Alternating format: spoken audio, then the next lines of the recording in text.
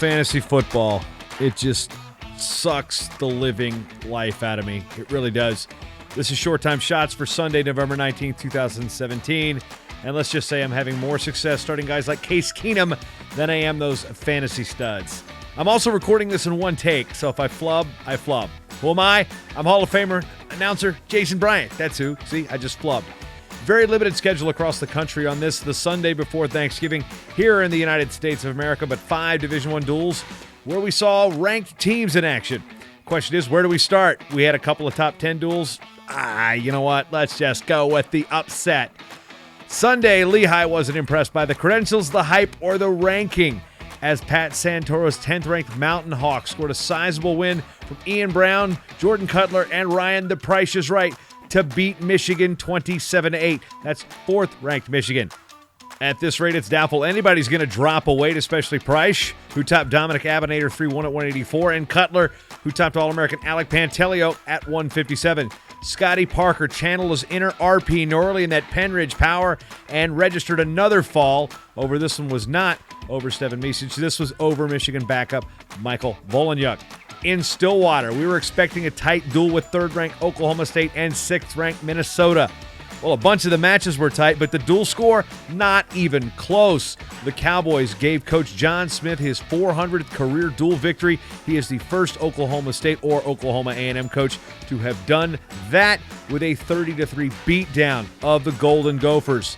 The Cowboys won 5 matches decided by 2 points or less, so you can say it's a beatdown, but 30-3 on the scoreboard, you can't really sugarcoat that. Minnesota's lone bright spot came at 125 pounds, where returning NCAA finalist Ethan Lezak rallied to beat Nick Piccinini 10-9.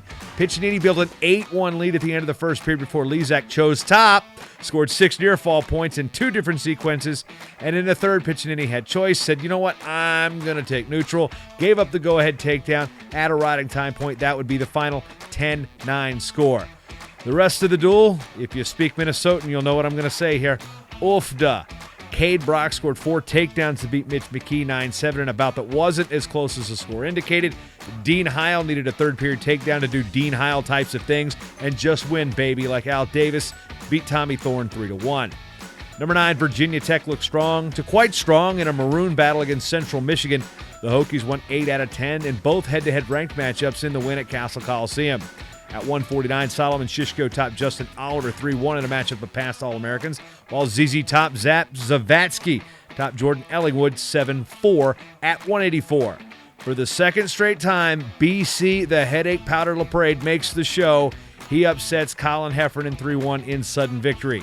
Being a Pocosin grad, I can't really give the New Kent guy too much pub here on the show. Arizona State took center stage, literally, as the Sun Devils hosted a theater-style duel against number 25 Pittsburgh. The end result was more a tragedy for the Panthers than it was a comedy, as the Sun Devils won 8 out of 10 to cruise to a 32-6 victory. Coach Zeke, my real name is Larry Jones, saw his team win both of the notable matchups as Josh Shields beat Talib Romani at 157 and Tanner Hall beat Ryan Solomon, one of those thrilling escape plus riding time 2-0 wins. Yeah. Number 13, Northern Iowa rebounded from Friday's loss to win its first Big 12 duel with a 21-19 come-from-behind victory over North Dakota State in Cedar Falls. At 141, Josh Albert scored the match-winning individual victory with a technical fall in the final match of the duel, which means they started at 149, came back down to 141. Yeah, he got the tech, they got the win. Penn State crowned 7 champs at the Keystone Classic at the Palestra, hosted by Penn. That's Penn, not Penn State, but Penn State won the tournament hosted by Penn. And the Palestra actually means House of Wrestling in Greek. Zane Train Rutherford won his 100th career bout during the course of the event, while Jason Nolf pinned his way through to win the title at 157. Bo Nickel went 3 falls and a tech en route to the title at 184.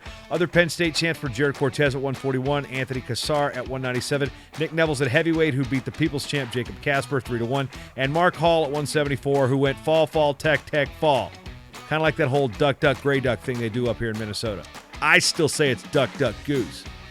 Cornell won the New York State Intercollegiate Championships, although there wasn't a whole lot of competition to challenge the Big Red at the event this year. Lock Haven won 4 titles at the Black Knight Invitational, hosted by Army West Point. Yes, you have to say the whole thing, Army West Point. Yeah, talk about branding. The Black Knight always triumphs. Something about branding, as we were saying. The Bald Eagles got golds from Kyle Schuperu.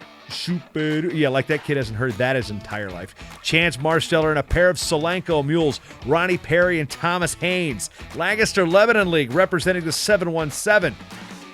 NC State won 5 titles at the Wolfpack Open. Yeah, they hosted. Wisconsin won 5 titles out west at the Roadrunner Open, hosted by CSU Bakersfield. Just to note, the inner anal retentive copy editor in me, it is CSU, no hyphen, Bakersfield, not Cal State Bakersfield, not CSU-Bakersfield. Just if you say it, it's CSU Bakersfield. The top win there was probably Ricky Robertson's 3-1 victory over Emory Parker of Illinois in sudden victory. Speaking of anal retentiveness, remember, scorekeepers, I mentioned this on Twitter today, at Jason M. Bryant. If the match does not go 7 minutes, you do not get a point for riding time. You cannot text somebody in the second period and then get a riding time point. Nope, doesn't happen. Speaking of big time points, I failed to mention Austin DeSanta of Drexel won a title at 133, had a major decision over Noah Gonzar of Eastern Michigan. Medical forfeit over Corey Keener in the semifinals. No word there from Kale and crew about why. I'm sure that'll be a hot topic at the Penn State Media Day this week. Where was I? Oh, yes, Division III. John Carroll, the Blue Streaks, swept the John Carroll Duels, earning wins over Case Western Reserve, Penn State Barron, Lycoming, Alfred State, and Lords. Gettysburg won 3 matches at the Green Terror Duels in Westminster, Maryland. No, it's not because it was terrifying. It's just the fact that Green Terror is the nickname of McDaniel College, which is formerly known as Western Maryland.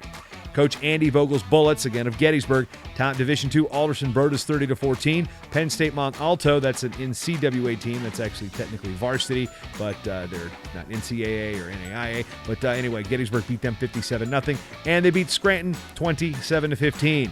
Gettysburg 133-pounder Louis Carosillo picked up the Dundee Award for fastest fall in the duel against Scranton. For that, he gets 50 Schrute bucks. All the scores, tournament results, and standings can be found at mattalkonline.com/scoreboard. Get this news and a ton more each and every morning with my free daily wrestling newsletter. You can sign up at mattalkonline.com/news, and you can drop $1, $5, $10, or $20 into the tip jar over at mattalkonline.com/join the team. Your contributions help keep the lights on and keep these show of... Yeah, I see. This is where I say I was doing it, one take. And keeps these shows free of ads for crap you don't need. In case you're wondering, the team names in fantasy football this year, not that good. The only one I really stuck with was the Berlin Walleye, which you can kind of figure out. Berlin Walleye, I live in Minnesota. Actually losing to a bunch of other podcast nerds in one league. I'm like 0-10.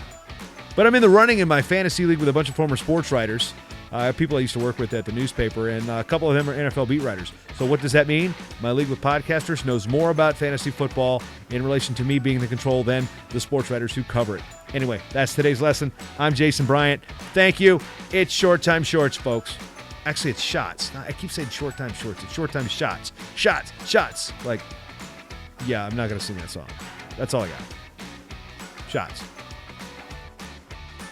The Short Time Wrestling Podcast is proudly outfitted by Compound Clothing. Shirts, singlets, custom gear orders, everything you need. Call up Cliff and the crew at cmpteamwear.com. First time listening? Well, you can change that by going to mattalkonline.com/getshorttime to subscribe on Apple Podcasts or listen on your favorite podcatcher at mattalkonline.com/listen.